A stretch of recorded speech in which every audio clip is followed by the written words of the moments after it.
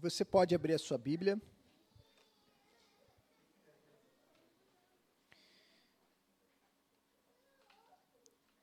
No livro do profeta Jonas.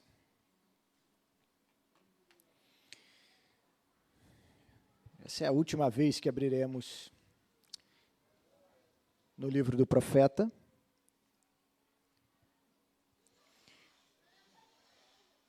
Finalizando a mensagem dessa breve profecia, leremos o capítulo 4 e meditaremos naquilo que o Senhor tem para nós nessa noite. Jonas, capítulo 4, assim diz a palavra do Senhor. Mas Jonas ficou muito aborrecido e com raiva. E ele orou ao Senhor e disse: Ah, Senhor, não foi isso que eu te disse? Estando ainda na minha terra? Por isso me adiantei e fugi para Tarsis.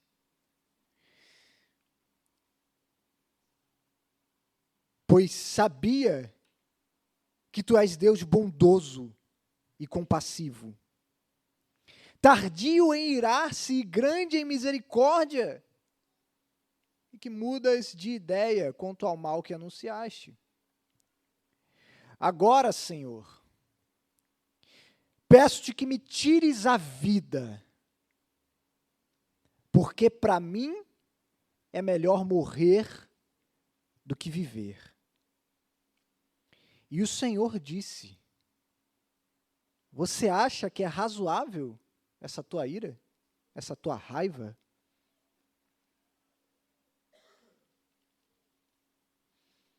Então Jonas saiu da cidade e sentou-se num lugar a leste da mesma. Ali construiu um abrigo, sentou-se na sombra, para ver o que aconteceria com a cidade. Então o Senhor Deus fez crescer uma planta por cima de Jonas, para que fizesse sombra sobre a sua cabeça, a fim de o livrar do seu desconforto. E Jonas ficou muito contente por causa da planta. Mas no dia seguinte, ao amanhecer, Deus enviou um verme que atacou a planta e ela secou. Quando o sol nasceu, Deus fez soprar um vento leste muito quente. O sol bateu na cabeça de Jonas de maneira que ele quase desmaiou. Então, pediu para morrer, dizendo: Para mim é melhor morrer do que viver. Então Deus perguntou a Jonas: Você acha que é razoável a sua raiva por causa desta planta? Jonas respondeu: É tão razoável que eu quero morrer. E o Senhor disse: Você tem compaixão da planta, que não lhe custou nenhum trabalho. Você não a fez crescer, numa noite ela nasceu, e na noite seguinte desapareceu. E você não acha que eu deveria ter muito mais compaixão da grande cidade de Nínive, em que há mais de 120 mil pessoas que não sabem distinguir entre a mão direita e a mão esquerda, e também muitos animais?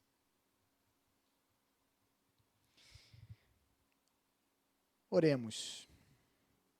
Santo Deus, que é rico em misericórdia e compaixão, tardio em se irar, compassivo e bondoso.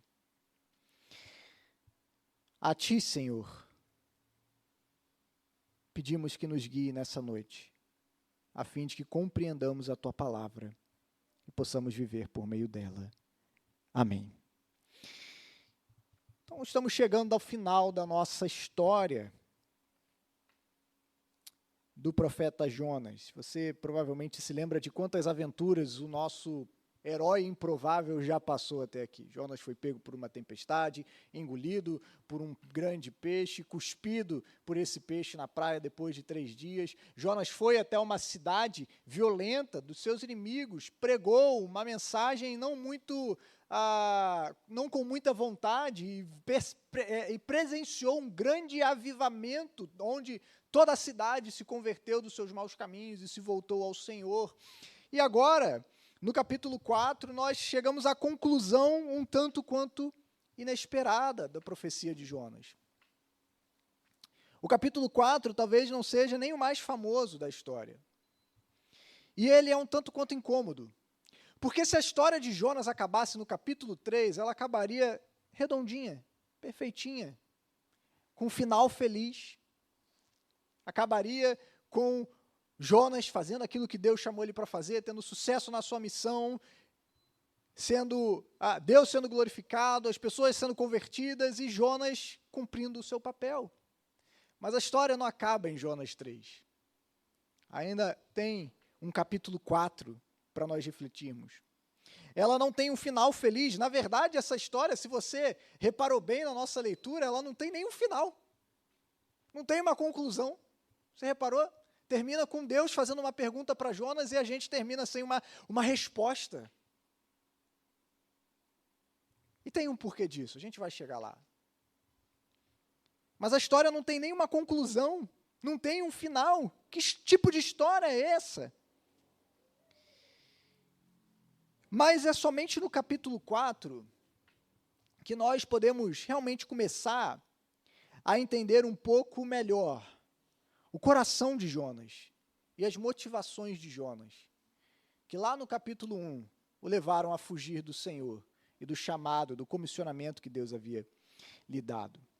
E o capítulo 4, ele já começa com uma reação inesperada de Jonas, diante do resultado da sua pregação em Nínive. Jonas prega, a cidade se converte. E agora nós temos o profeta muito aborrecido e com raiva. Esse definitivamente não é o tipo de reação que a gente espera de uma pregação bem-sucedida. A reação que Jonas tem dos seus ouvintes é a reação que talvez todo pastor gostaria de ter. Qual pastor ou pregador, evangelista, não gostaria de anunciar a mensagem em uma plateia e ver que o resultado dessa mensagem é uma conversão em massa? Provavelmente pessoas que já vivenciaram situações como essa, grandes evangelistas como Billy Graham, ou Jonathan Edwards, ou John Wesley, como a história nos conta, que foram grandes avivalistas, que presenciaram movimentos poderosos da presença de Deus, trazendo convicções de pecado, trazendo arrependimento em grande escala a cidades, a vilarejos inteiros. Nós imaginamos que esses homens ficaram muito felizes ao verem o que Deus estava fazendo por eles, através deles. Mas não é o que Jonas faz. Stuart Olliott, um pastor que escreveu um comentário sobre Jonas, ele afirma que Jonas ele é um missionário bem-sucedido, mas que fracassou, apesar do seu sucesso. No capítulo 3, a gente vê essa pregação que desencadeia um avivamento sem precedentes. Centenas de milhares de vidas se convertem, mas o profeta não está feliz. Ele não está feliz. O primeiro verso do capítulo 4 nos mostra, na verdade, que ele está bastante chateado, ele está aborrecido, ele está com raiva. Jonas está tão infeliz a ponto de desejar que Deus lhe tire a sua própria vida.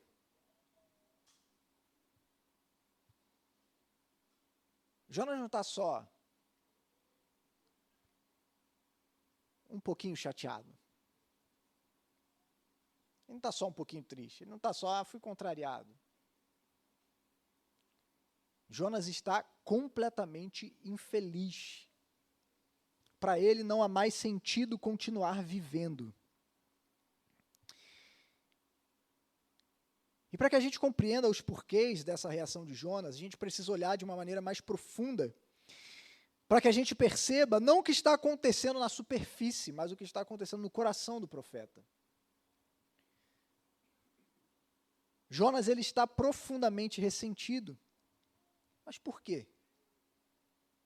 Por que Jonas reage dessa forma? O que leva Jonas a agir dessa maneira? Na primeira parte do livro, os primeiros 2 capítulos, nós vemos Jonas fugindo da presença de Deus. Mas agora nós vemos algo diferente. Jonas não está mais fugindo da presença de Deus. Jonas está fugindo do amor de Deus. Se nos 2 primeiros capítulos Jonas fugia da presença de Deus, agora Jonas foge do amor de Deus. Por quê? Porque Jonas escolheu não amar aquilo que Deus ama. Jonas escolheu não amar aquilo que Deus ama.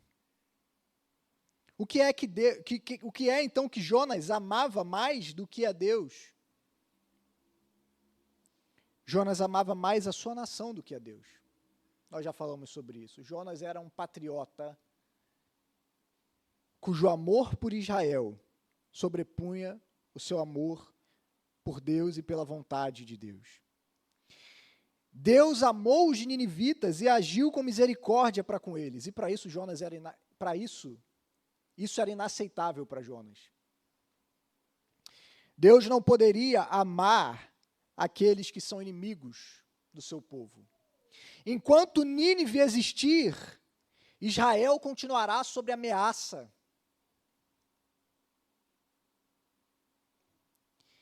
Enquanto Nínive existir, enquanto o império assírio permanecer de pé, Israel corre riscos de ser invadido, destruído, aniquilado. O império assírio estava em constante ascensão durante o ministério de Jonas. E, na verdade, já estava batendo as portas de Israel. O perigo era iminente. A nação de Israel podia levantar os olhos e perceber ao longe o exército assírio, que, vocês sabem, a gente já falou aqui, era um exército extremamente cruel, sanguinário, destrutivo. E Jonas não pode aceitar que Deus ame os inimigos do povo de Israel. Se Deus ama Nínive e perdoa Nínive, eles continuarão sendo uma ameaça para Israel. Como, de fato, serão um instrumento de Deus para disciplinar o seu povo posteriormente. E Jonas não podia aceitar isso. Jonas não queria fazer parte disso. Jonas foge porque ele não queria ser o agente através do qual a misericórdia de Deus chegasse à Síria. Jonas não está disposto a amar aqueles que Deus ama. Jonas não está disposto a amar aquilo que Deus ama. Ele ama demais a sua nação para pregar em favor dos inimigos dela. E ele sabia que se Deus estava mandando ele até lá para anunciar juízo, é porque Deus poderia perdoá-los. E ele o faz.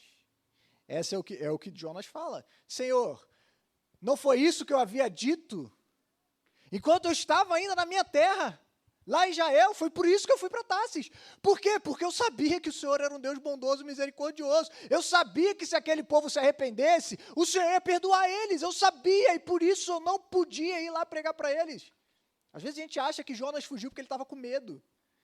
Às vezes a gente acha que Jonas fugiu, sei lá, porque ele não se sentiu capaz. Não. Jonas conhecia o seu Deus.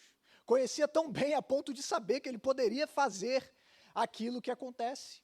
E ele não podia suportar essa ideia de ver os seus inimigos perdoados, de ver os seus inimigos continuando existindo. Afinal de contas, Israel é o povo da aliança, não os assírios.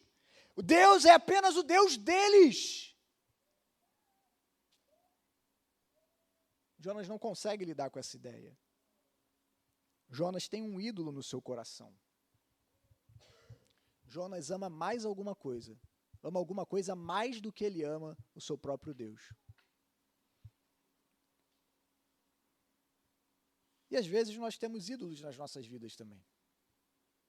Um ídolo nos faz agir assim. Um ídolo não é apenas uma imagem diante da qual você se prostra e você oferece sacrifícios e ofertas para essa divindade a fim de que ela te dê algo em troca. Isso é apenas uma manifestação visível de algo que acontece primeiro no nosso coração. De fato, nós podemos adorar a deuses falsos de outras religiões, nos prostrar diante deles, mas o perigo, talvez para nós, num Brasil cristianizado, são os ídolos do coração. São aquelas coisas que nós amamos mais do que a Deus. São aquelas coisas que nos fazem ficar irritados e furiosos quando esse ídolo é ameaçado, como a nação de Israel estava ameaçada para Jonas. Aqui, inclusive, vai uma ótima maneira para você identificar um ídolo na sua vida. O que em sua vida, que quando está ameaçado, te faz agir completamente irado, te deixa inquieto? O que na sua vida te desestabiliza? Pode ser a sua reputação, pode ser o seu dinheiro, pode ser o seu status, sua qualificação diante dos outros, pode ser o seu trabalho, pode ser a sua família, porque um ídolo é tudo aquilo do qual a nossa identidade depende. O nosso ídolo é aquilo que nos dá um senso de quem nós somos. Quando o nosso ídolo é ameaçado, não apenas ele está correndo risco, mas nós mesmos, a nossa identidade, aquilo sobre o qual nós construímos o nosso senso de quem nós somos. Pode ser uma ideologia, pode ser qualquer coisa, pode se tornar um ídolo. Um ídolo é aquilo sobre o qual nós colocamos a nossa esperança. É aquilo que dá sentido para a nossa vida. E é por isso que quando os nossos ídolos são ameaçados, nós reagimos com ira, com raiva. E qualquer coisa pode se tornar um ídolo, inclusive coisas boas. E aqui está Jonas sendo confrontado pelo Deus verdadeiro. Aqui está Jonas amando mais o seu ídolo do que amando ao seu Deus. Um ídolo é tudo aquilo que nós estamos dispostos a pecar para possuirmos a ele. Ou que quando nós não o possuímos, nós reagimos mal, reagimos pecando. Nós pecamos quando não temos aquilo que nós queremos. Essa é uma outra forma de encontrar um ídolo na sua vida. O que você quer tanto, que você está disposto a pecar para você ter aquilo que você quer. E aí, mais uma vez, pode ser dinheiro, pode ser poder, pode ser sexo, pode ser status, pode ser fama, pode ser a aceitação dos outros, pode ser uma família. Você está tão desesperado para ter uma família que você está disposto a fazer aquilo que Deus desaprova. É assim que a gente encontra um ídolo. O que nós queremos tanto que você fala assim, Senhor, nisso aqui eu não sou capaz de te obedecer não, isso aqui eu vou fazer do meu jeito. Eu quero isso aqui, eu estou disposto a ir contra a sua palavra. É o que nós encontramos em Jonas, é o que nós encontramos no coração de Jonas. Jonas amava tanto a sua nação, inclusive a sua nação pode se tornar um ídolo. Em tempos políticos que nós vivemos, à flor da pele. Nós vamos falando aqui sobre ontem na nossa aula. Coisas boas podem se tornar ídolos. E quando nós os encontramos, quando Deus nos confronta e nos manda fazer coisas que vão contra o nosso ídolo, nós preferimos obedecer os ídolos do que a Deus. É o que Jonas fez. Jonas foge de Deus. Jonas foge do amor de Deus. Porque Jonas não é capaz de amar aquilo que Deus ama. E essa é uma primeira pergunta que eu faço para você, meu irmão. Você está disposto a amar aquilo que Deus ama? Ainda que aquilo que Deus ame te confronte?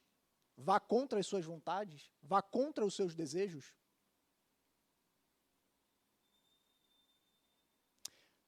Porque é fácil amarmos aquilo que Deus ama quando é algo que não nos custa nada. É fácil nós obedecermos a Deus quando isso não nos exige nada. Mas e quanto aquilo que Deus nos pede, que vai contra as nossas vontades, os nossos desejos, vai contra aquilo que a gente quer fazer? Se nós estamos dispostos a obedecer a Deus somente naquilo que nos agrada, se nós estamos dispostos a amar somente aquilo que nós já amamos naturalmente, meu irmão, deixa eu te dizer uma coisa, isso não se chama obediência, e isso não se chama amor, pelo menos não se chama amor ao que Deus ama. Muitas das vezes estamos dispostos a amar somente aquilo que não nos custa nada. E é por isso que amar os nossos inimigos é tão difícil. Jonas não é diferente de nós, meus irmãos. Jonas não é diferente de nós. Se você acha absurdo a reação de Jonas, cuidado, porque Deus pode enviar um profeta Natã na sua vida para dizer, esse homem é você. Você é Jonas. Você não é capaz de amar aquilo que Deus ama. Será que nós estamos dispostos a depor os nossos ídolos, a quebrar os falsos altares, a destruir os postes ídolos do nosso coração para que somente Deus reine? Jonas precisa ser confrontado com o seu próprio coração, assim como nós também precisamos, porque muitas das vezes nós não estamos dispostos a amar aquilo que Deus ama. Às vezes nos escondemos até mesmo atrás de coisas boas, às vezes até mesmo um ministério pode se tornar um ídolo nas nossas vidas, quando nós estamos dispostos a sacrificar coisas. Eis uma outra forma de identificar ídolos na sua vida. Ídolos sempre pedem sacrifícios. Quantos homens de sucesso, não conhecemos a história deles, de que sacrificaram suas famílias, seus filhos, para que tivessem sucesso no seu trabalho, fossem um profissional de sucesso, aquele homem que sai, estampa a capa da Forbes, mas qual o preço? Ele precisou sacrificar sua família, não viu seus filhos crescerem, não viu perder o seu casamento, seu primeiro, seu segundo, seu terceiro casamento. Por quê? Porque ídolos pedem sacrifícios. Você vai precisar sacrificar alguma coisa. Ídolos são cruéis. E às vezes no ministério, quantos pastores também não sofrem do mesmo problema?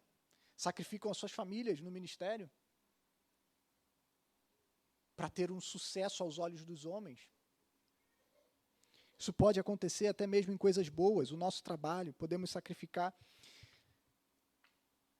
tantas coisas, nossa saúde, o nosso dinheiro, os nossos filhos, nossos casamentos, para obter promessas falsas que os ídolos nos dão, nos fazem e que eles não são capazes de cumprir. Eles prometem satisfação, eles prometem que se você fizer isso, você vai alcançar o objetivo do seu coração, você vai ser pleno, você vai ser feliz, e depois que você sacrifica tudo, você percebe que você não alcança aquilo que você estava procurando, aquilo que eles te prometeram. É isso aí, basta você olhar quanta gente famosa e bem-sucedida são completamente infelizes.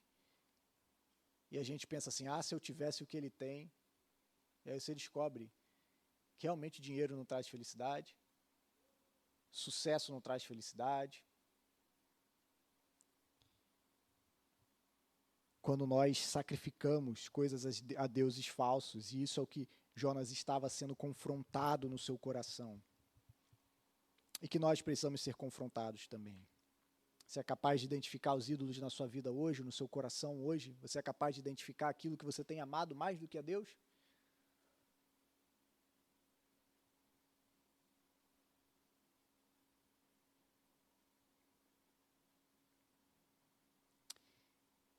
Mas nós imaginamos que, após ser engolido pelo grande peixe, Jonas ele teria aprendido alguma lição sobre a misericórdia de Deus, né? Jonas, ele tem essa misericórdia que Deus tem prazer de derramar sobre aqueles que não merecem. Essa misericórdia que Jonas se alegrou muito quando ela foi derramada sobre ele mesmo, sobre a sua vida, mas com a qual ele não conseguia se alegrar quando os seus inimigos receberam essa mesma misericórdia. E é interessante, porque o próprio Senhor Jesus nos diz que quando um pecador se arrepende, há festa nos céus. Imagine uma cidade inteira se arrependendo. Mas Jonas não estava feliz. Jonas não estava feliz, ele estava irado. E sabe por que Jonas estava irado? Jonas estava irado porque Deus não era como ele. Porque Deus era diferente de Jonas.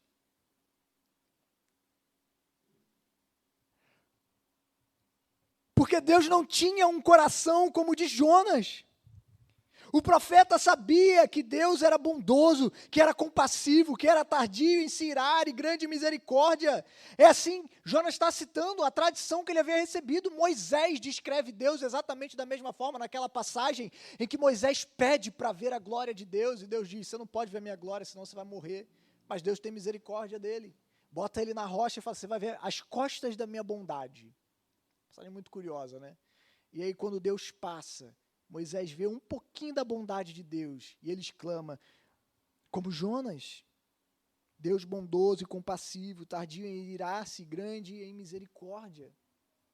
Jonas conhecia esse Deus, sabia que essa era a natureza de Deus.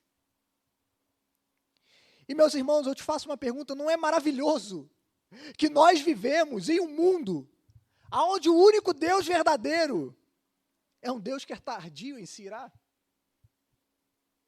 É um Deus que guarda a sua ira. É um Deus que, como o profeta Isaías vai descrever, a ira de Deus é uma obra estranha a Deus. A ira de Deus, quando Deus derrama a sua justiça e a sua ira, é como se ele fizesse isso não de bom grado. Ele faz porque ele é justo. Mas o tempo todo as Escrituras nos mostram um Deus que é pródigo em perdoar, em exercer misericórdia. Que basta você se voltar para ele arrependido e ele está de braços abertos para te receber. Mas a sua ira ele segura até ele falar, não dá mais. Não é algo que ele faz com... Às vezes a gente tem uma visão de Deus que é o contrário, né? A gente acha que Deus está disposto a jogar um raio na sua cabeça, mas que ele fica meio resignado para exercer misericórdia e perdoar. Não é esse o quadro que a Bíblia nos mostra sobre Deus. No Antigo e no Novo Testamento nós vemos um Deus que está pronto para perdoar.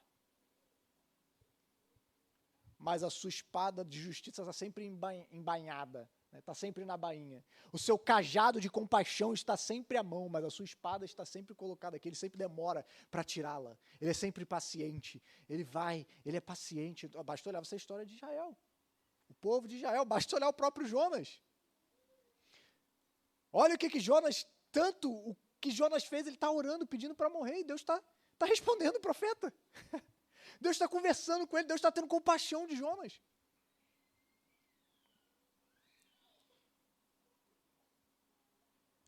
Mas, essa boa nova de que o nosso Deus é um Deus compassivo e misericordioso, parece que não é algo tão maravilhoso para Jonas. Parece que é justamente esses atributos de Deus que o incomodam tanto. O que é curioso, porque Jonas não ficou incomodado quando ele foi o beneficiado dessa graça. Mas o incomodou quando os seus inimigos foram alvos desse amor. É irônico, porque Jonas está desejando morrer justamente por causa da natureza compassiva e clemente de Deus. Logo Jonas, que no final do capítulo 2 estava declarando, a salvação pertence ao Senhor. Mas agora ele está chateado, porque essa salvação está alcançando aqueles que ele não gosta. Está alcançando aqueles que Jonas não vai com a cara deles. Aqueles que Deus não deveria salvar. Aqueles que não valem nada. Curioso, né? Jonas, ele não consegue enxergar as incoerências das suas próprias ações. Do seu próprio discurso. E meus irmãos, não somos nós muitas vezes assim? Oramos ao Senhor por misericórdia e graça para nós e para os nossos. mas por justiça e juízo na vida dos outros. Quando pecamos, pedimos, Senhor, tem misericórdia e compaixão de mim. Mas quando alguém peca contra nós, estamos prontos a orar, Senhor, pesa a tua mão sobre a vida dele. Senhor, não perdoa. Não é interessante que nós somos muitas vezes assim? Somos como Jonas. Somos como Jonas. Queremos a graça de Deus para nós. Para os outros, depende de que outro? Depende de quem é o meu próximo. Se meu próximo for alguém que eu gosto, mas se for alguém que eu não vou muito com a cara, então, Senhor, libera o seu juízo sobre a vida dele. Essas incoerências que fazem parte da nossa própria vida.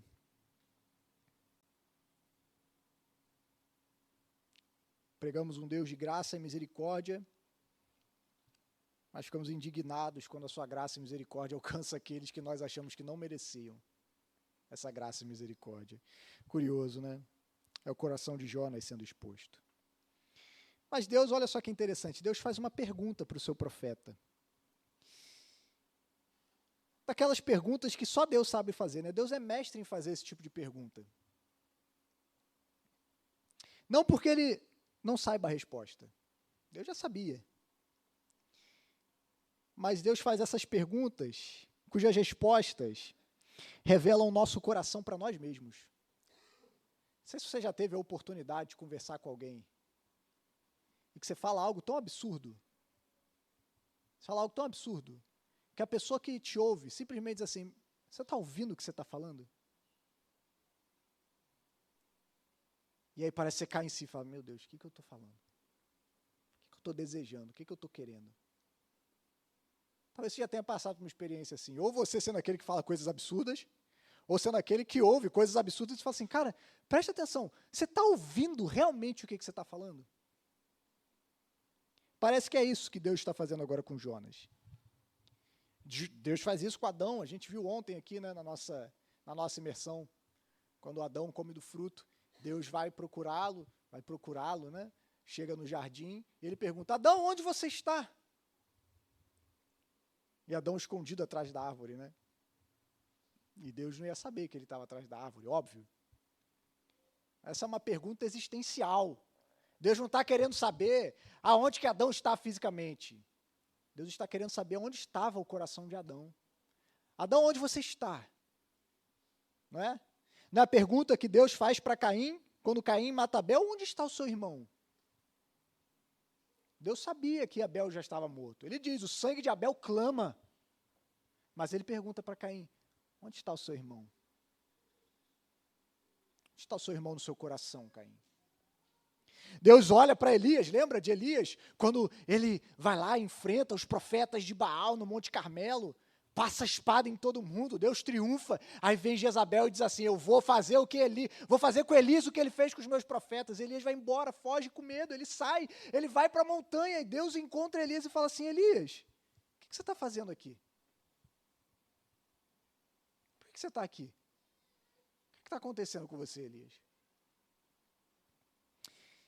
E Deus olha para Jonas e faz esse mesmo tipo de pergunta. Jonas, é justa a sua ira? Você tem direito de estar irado? Você tem razão em estar irado? O que é muito interessante, porque o Jonas, que condena Deus por não ter se irado, agora é questionado sobre a sua própria ira. É interessante, né? Enquanto Deus estava irado contra Nínive, Jonas estava feliz. A partir do momento que Deus suspende a sua ira, Jonas se ira. No momento em que a ira de Deus cessa após o arrependimento da cidade, é o momento em que a ira de Jonas começa. O profeta achava que Deus não tinha o direito de poupar Nínive. Deus não tinha o direito de fazer isso. Às vezes a gente pensa assim, né, também. Talvez você já tenha feito esse tipo de oração, quando alguma coisa aconteceu da maneira que você não queria.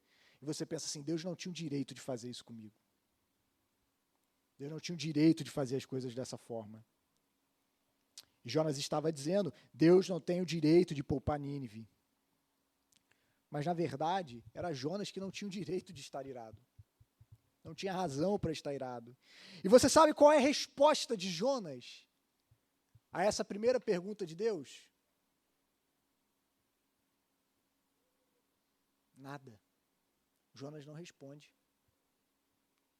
Parece que Jonas sentiu o golpe. Sentiu o primeiro golpe. Sabe quando você fica sem resposta? Você sabe que ele sabia que ele não tinha razão. Sabe quando você briga com a sua esposa? E aí ela joga na sua cara e mostra que você está errado? Aí você... eu não devia ter falado dessa forma. O seu marido também, né? As esposas também erram. Mas você já passou por isso? Aquela situação que você chega cheio de raiva, fala assim, ó, cadê o negócio que estava aqui? Aí você, não, desculpa, deixa pra lá. A gente passa por isso. Quando alguém mostra pra gente, você não tem razão, você fica sem palavra. Parece que é isso que está acontecendo com o Jonas. Deus pergunta, é justa só isso, você tem direito? E Jonas sabe, eu não tenho direito. Eu não deveria, não é justa a minha ira, eu não deveria estar irado. O que Jonas faz? Ele fica calado. Ele não responde a Deus. Mas ele faz algo. Ele sai da cidade, ele prepara uma espécie de abrigo com galhos e folhas, provavelmente algo improvisado ali no deserto, você imagina, algo bem terrível. Ele vai esperar para ver o que ia acontecer com a cidade. Olha que interessante, né? Ele vai esperar. Parece que Jonas ainda está incrédulo que Deus não vai destruir Nínive. Ele fala, não é possível, eu vou sentar lá longe, vou esperar. Vou sentar, né, longe.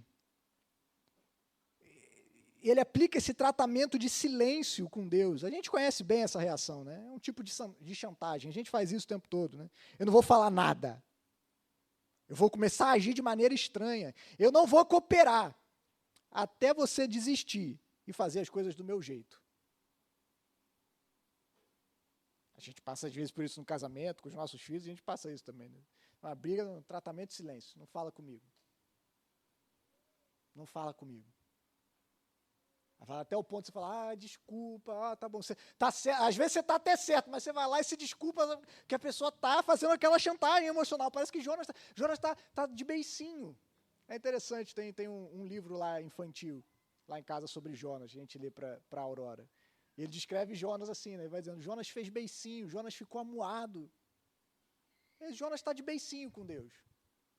Fazendo chantagem, cruzou os braços, ficou lá sentadinho embaixo, construiu um abrigo para si, de galhos, e ficou sentadinho lá. Vou ficar em silêncio, até Deus mudar de ideia, até ele desistir. Vou ficar aqui no meu canto, até ele se desculpar e as coisas caminharem como eu quero. Situação familiar para você? Parece que Jonas ainda mantém essa esperança de que Deus vem se tocar. Não, uma hora Deus vai se tocar, ele vai perceber que a decisão dele não faz sentido. E aí ele vai punir Nínive. Eu vou sentar aqui e vou esperar. Eu tenho certeza que Deus vai perceber que eu estou certo e ele está errado. Eu tenho certeza que Deus vai vir aqui, vai se ajoelhar diante de mim e vai falar, desculpa, Jonas, você estava certo. Ele vai lá, senta e espera. Fica esperando Deus punir Nínive. E aí Deus tem a sua maneira de nos ensinar, né? Deus faz um milagre. Ele faz crescer uma planta por cima de Jonas. É um milagre. A planta cresce, assim como o peixe gigante engole Jonas. É uma ação sobrenatural de Deus. Não é uma coisa comum. A gente não vê isso acontecendo todo dia. Que planta era essa? A gente não sabe. Alguns vão dizer que era uma aboboreira. Alguns vão dizer que era uma videira. A gente não sabe. Provavelmente era uma planta com folhas largas que cobriu todo aquele improvisado abrigo que Jonas havia feito. Olha só, Deus estava cuidando do seu profeta. O texto vai dizer, para livrar Jonas do seu desconforto. Jonas está nessa situação e Deus está preocupado com o conforto do profeta. Ele manda essa árvore, essa planta que cresce, faz uma sombra que traz conforto para Jonas naquela região desértica no qual Jonas estava, fora da cidade de Nínive. E o texto vai dizer, Jonas fica muito contente por causa dessa planta. É a primeira vez no livro de Jonas que ele parece estar feliz. É a primeira vez em toda a história que Jonas esboça um sorrisinho. Ele ficou contente, ficou alegre, tenho alívio. Finalmente uma coisa boa está acontecendo comigo. Finalmente algo bom está acontecendo comigo. E aí, no dia seguinte, o que Deus faz? Ele envia um verme. Isso mostra a soberania de Deus, né? Vocês veem como está tudo obedecendo a Deus, menos o profeta. A tempestade, os marinheiros, o peixe, a cidade de Nínive, a planta, o verme, está todo mundo obedecendo a Deus, menos Jonas. E Deus manda um verme, que come a raiz da planta, a planta seca.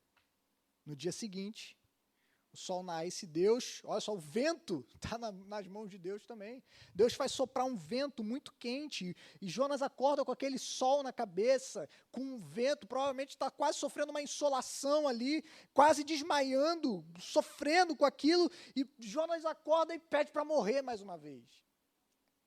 Pede para morrer mais uma vez, ele vai dizer, para mim é melhor morrer do que viver. E mais uma vez, Deus faz a mesma pergunta. Jonas, você acha que é razoável essa sua ira? E agora por causa da planta? E agora Jonas responde. Agora Jonas está completamente indignado. Agora Jonas chutou o balde, enfiou o pé na jaca. Ele vai dizer, eu estou certo sim. Minha raiva ainda é justa. É tão justa que eu quero morrer. Parece que Jonas está dizendo assim, eu estou sofrendo do início ao fim, quando me acontece uma coisa boa, o Senhor vem me tira essa coisa boa que aconteceu ainda. Do início até agora só vem desgraça na minha vida, e quando vem uma coisa boa, você vai e me tira essa única coisa boa que eu tenho.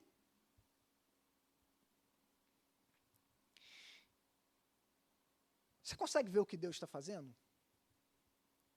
Você consegue ver a didática de Deus, assim como ele faz com Adão, assim como ele faz com Caim, assim como ele faz com Elias, assim como ele faz com a gente, ele faz com Jonas. Jonas, ele está virado com Deus por causa da planta. Ele está lá pensando, é só o que me faltava, tudo dando errado na minha vida, uma coisa boa acontece, Deus vem e acaba com isso. Deus me mata logo. Jonas está irado. Jonas está tão irado que ele acha que a maneira de Deus agir é absurda. É incompreensível. Para ele, Deus não age de maneira coerente. Uma hora Deus traz conforto, outra hora Deus traz destruição. Jonas não consegue ver lógica naquilo que Deus está fazendo. Jonas não consegue entender a maneira como Deus age. Percebe que a resposta de Jonas é muito mais profunda? Ele pede para morrer porque para ele não consegue mais entender Deus. Ele não consegue mais entender o agir de Deus. Ele não consegue mais compreender por que Deus está fazendo as coisas desse jeito. Por que isso está acontecendo comigo? Por que Deus está permitindo isso sobre a minha vida? Talvez você já tenha passado isso também. Talvez você já tenha enfrentado algum momento na sua vida em que você se perguntou, Senhor, eu não estou entendendo o que você está fazendo. Eu não consigo entender. Não faz sentido. Por que o Senhor está permitindo isso? Por que isso está acontecendo e por que isso está acontecendo comigo? E quando a gente olha para um Deus que a gente não consegue compreender, quando a gente olha para a vida e parece que ela não faz sentido, que as coisas que estão acontecendo são só desgraças, que não têm um significado, que não têm uma razão, que não é possível compreender o porquê que Deus permite essas coisas. Não tem mais por que continuar vivendo. A vida perde o sentido. É isso que Jonas está enfrentando agora. Eu não tenho por que continuar vivo. Não faz sentido para mim. O modo como Deus age não faz sentido. A maneira como Deus faz as coisas não faz sentido. É incompreensível. É absurdo. Eu não consigo ver lógica. Eu não consigo compreender. Talvez você já tenha passado por algo assim, quando as coisas não acontecem do jeito que você acha que ela deveria acontecer. Você já ficou tão irado quando você não conseguiu algo que você queria? Você chegou até a pensar que não valia a pena continuar vivo? Já aconteceu com você isso? Você ficou tão irado com algo, tão irado, você falou assim, eu queria que tudo acabasse agora. Queria aniquilar com todo esse sofrimento de uma vez. Para mim não faz sentido, estou tão irado.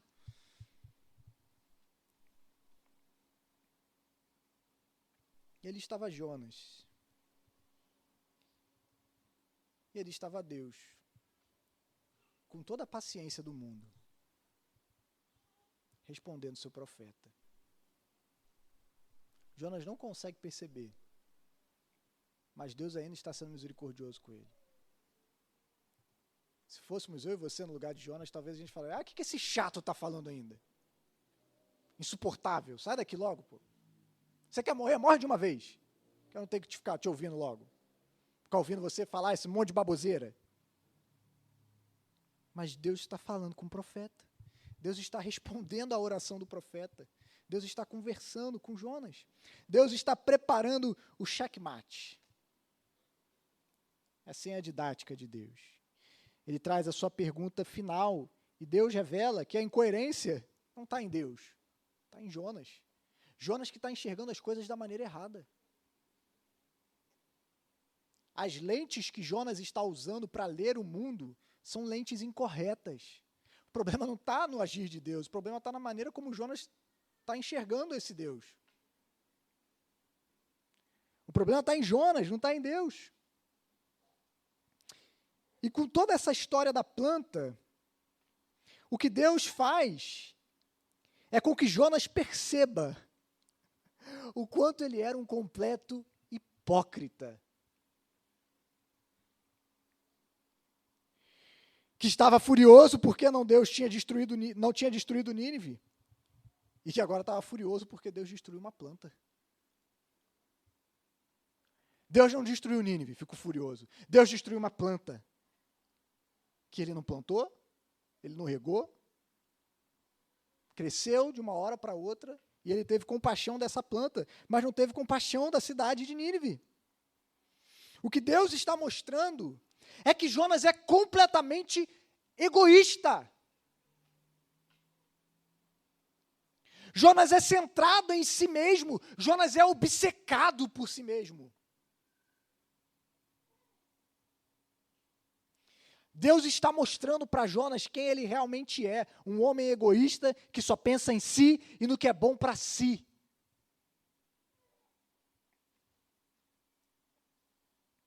E isso é o que Jonas e nós odiamos.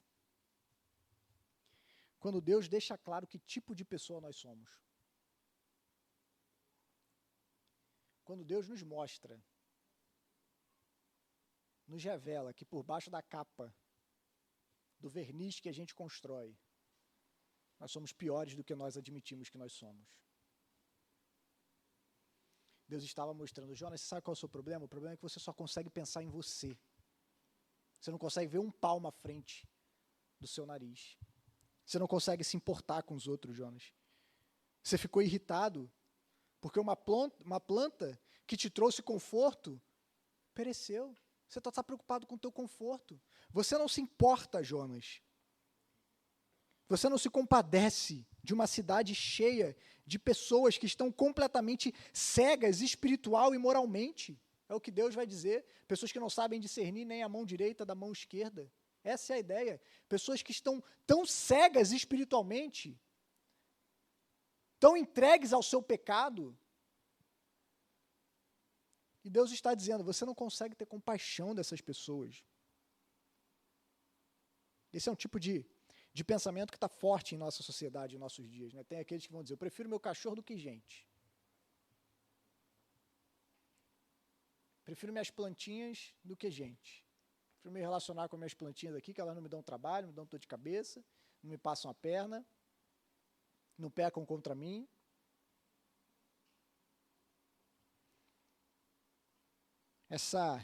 Falamos aqui sobre ontem também, essa paganização da vida, essa desvalorização da vida, que a gente não consegue mais olhar para o outro, a gente não consegue mais perceber o outro como um ser humano, criado à imagem de Deus. que possui dignidade simplesmente pelo fato de que ele existe e que a imagem de Deus está nele. A gente não consegue mais olhar para isso. A gente olha para o outro como sendo um problema. A gente olha para o outro como sendo aqueles que nos impedem de fazer as coisas que nós queremos, como os nossos inimigos. E é por isso que a gente prefere plantar uma árvore e criar um cachorrinho. Porque a gente não consegue mais olhar para fora de nós mesmos. Nós não conseguimos mais nos importar com os outros. Nós não conseguimos mais nos importar com aquilo que não é espelho. Já dizia a frase, né? Narciso não ama nada que não seja espelho. Esses somos nós, enclausurados dentro de nós mesmos, no nosso individualismo. Só conseguimos olhar para nós, para a nossa necessidade, para nós mesmos, para o que eu preciso, mas sou incapaz de olhar para o outro, perceber o outro. O outro se torna somente um problema para mim, algo que precisa ser superado. E é curioso que esse livro termina de uma maneira abrupta. Não tem final. A resposta fica em aberto, não há conclusão. Isso é intencional. Porque alguns acreditam que Jonas, quando retornou para sua terra e relatou essa história para nós, ele realmente aprendeu a lição, ele realmente se arrependeu.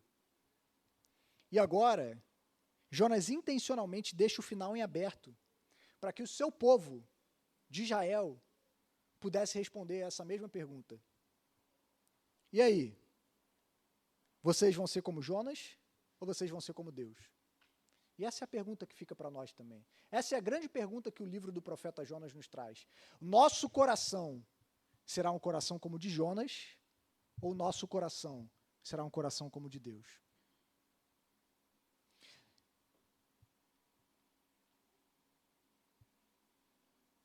Enxergaremos as coisas como Jonas ou enxergaremos as coisas como Deus? O que você olha quando você enxerga pessoas nas ruas? Você percebe seres humanos criados à imagem e à semelhança de Deus, carentes da graça, ou você só consegue enxergar pessoas que estão te atrapalhando de fazer as coisas que você quer fazer? Pessoas que estão na sua frente, impedindo que você chegue mais rápido no seu trabalho? Quando a gente está dirigindo, você só consegue pensar que o cara do carro da frente está te atrapalhando. Ele é um empecilho na sua vida. Você consegue perceber que ali tem um ser humano criado à imagem de Deus.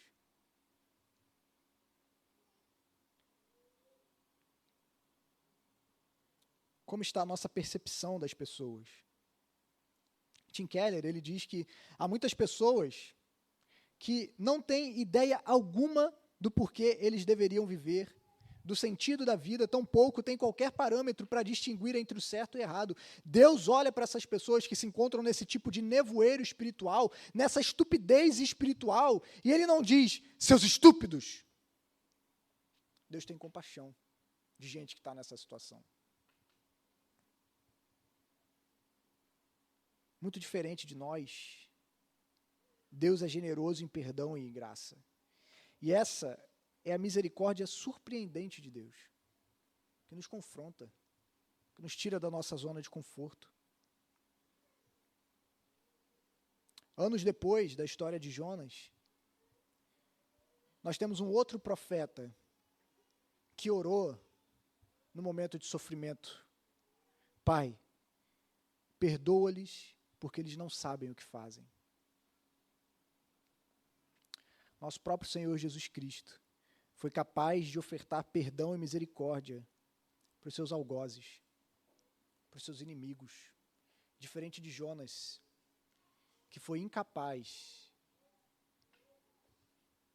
de se compadecer dos seus inimigos. Jesus orou por eles, enquanto estava sendo torturado por eles.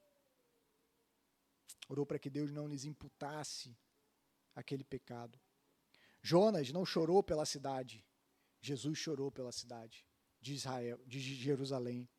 Jonas não queria cumprir o chamado que Deus tinha para ele, representando o povo de Israel, que deveria cumprir o chamado de Abraão, de compartilhar as bênçãos de Deus com outros povos. Jonas se nega a cumprir aquilo que o povo de Israel foi chamado para fazer. O próprio Israel se nega a ser bênção para outras nações. É o que Jonas está fazendo, ele não queria que outras nações fossem abençoadas. Deus era só o Deus dele. Mas Jesus vai até uma cruz para que essa promessa feita a Abraão se tornasse realidade e todos os povos da terra fossem abençoados. Todos nós que estamos aqui hoje recebemos essa graça por meio de Cristo. E por isso nós precisamos responder: seremos como Jonas, que impede que os outros recebam essa graça? Ou seremos como Deus? Como que você tem respondido à misericórdia de Deus em sua vida? Você fica feliz quando Deus te perdoa? Você fica feliz por saber que Jesus morreu pelos seus pecados? Mas você compartilhará essa mesma misericórdia com os outros? Com aqueles de quem você não gosta? Com aqueles que você acha que não merecem? Com aqueles que você acha que são indignos? O livro de Jonas nos chama a sermos um povo compassivo. E a compaixão, ela não cancela a necessidade de arrependimento. A compaixão, ela não nos torna relativistas ou incapazes de dizer a verdade. Algumas vezes a compaixão, justamente, será ofensiva, porque ela vai nos levar a dizer a verdade aos pecadores sobre os seus pecados. Mas se nós somos verdadeiramente compassivos, meus irmãos, nós buscaremos levar a missão de Deus adiante. Que missão é essa? Discipular as nações. Todos os povos da terra. Deus nos salva, meus irmãos, para que nós possamos servir. Ele trabalha em nós, para que possa trabalhar por meio de nós. Deus não te salvou, meu querido, se você está aqui nessa noite, você crê em Jesus. Deus não te salvou para o seu benefício particular. Deus nos salvou para que nós pudéssemos ser seus instrumentos para fazer a sua missão avançar em todo o mundo. Era isso que Jonas não tinha compreendido, era isso que Israel não tinha compreendido. E é isso que parece que grande parte da igreja não tem compreendido em nossos dias. Achamos que existimos como um fim em si mesmo, quando Deus nos salva com o propósito de irmos em missão e proclamar essa graça àqueles que estão perdidos, àqueles que não sabem discernir entre a mão direita e a mão esquerda. Deus nos chama a amar os nossos inimigos, estender graça àqueles que não merecem. O que quer que você tenha aprendido, meu irmão, as bênçãos que você recebeu na sua vida, as vitórias, os confortos que Deus tem te proporcionado, tudo isso deve ser usado para o benefício do outro e do avanço do reino. Não é para você mesmo.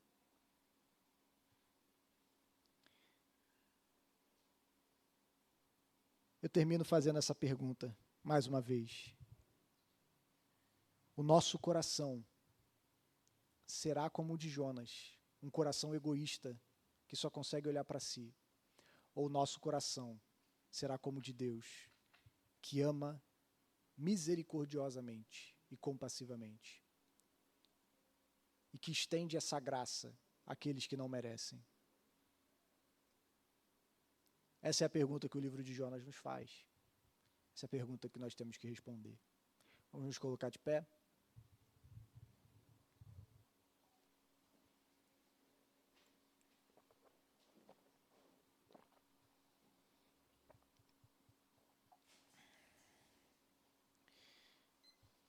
Santo Deus, nós nos colocamos diante da Tua presença nessa noite. E diante dessa pergunta, que nos fica em aberto, queremos, Senhor, pedir que o Senhor nos torne conscientes da mesma graça e misericórdia que recebemos em Cristo Jesus. Para que não sejamos como Jonas, que se alegra quando recebe a graça, mas é incapaz de se alegrar quando aqueles que, segundo nós, não merecem, também são alvos dessa graça.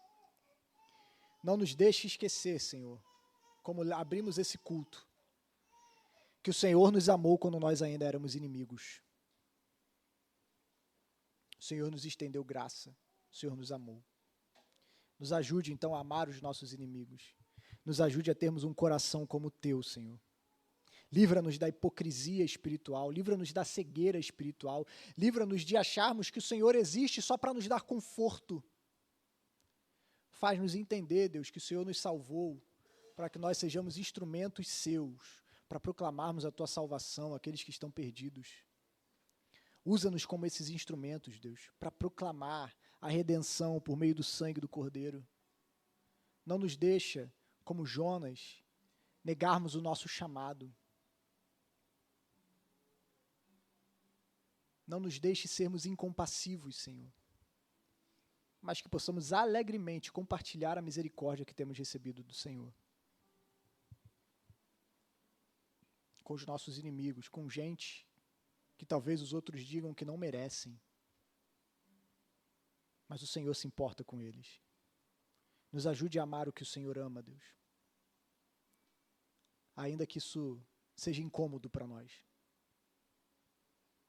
Ainda que amar o que o Senhor ama nos faça confrontar os nossos preconceitos, nos faça sair da nossa zona de conforto. Mas nos ajude, Senhor, a depormos os nossos ídolos, ouvirmos a sua voz, obedecermos a tua voz e deixarmos de fugir do teu amor, Senhor. Nos torna capazes de amar aquilo que o Senhor ama, para a glória do teu nome. E por meio de Cristo é que nós oramos. Amém.